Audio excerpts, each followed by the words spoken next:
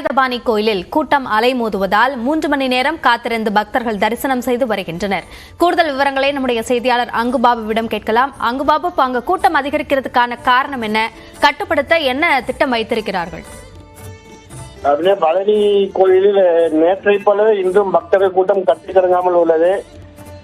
தொடர் விடுமுறை, கிறிஸ்துமஸ் விடுமுறை மற்றும் ஐயப்ப பக்தர்கள் வருகை காரணமாக இந்த கூட்டம் ஏற்பட்டுள்ளது. பக்தர்கள் கூட்டத்தை கணக்கில் கொண்டு திருக்கோயில் நிர்வாகம் பக்தர்களை படிப்பாதை வழியாக கீழே இறங்கவும், யானை பாதை வழியாக மேலே செல்லவும் ஏற்பாடு செய்துள்ளது.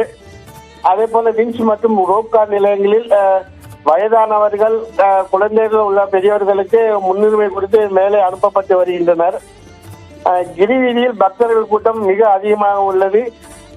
போதிய ஆக்கிரமிப்பு அகற்றம் செய்யப்படாததால் பக்தர்கள் மிகவும் சிரமத்துக்கு ஆளாகி வருகின்றனர்.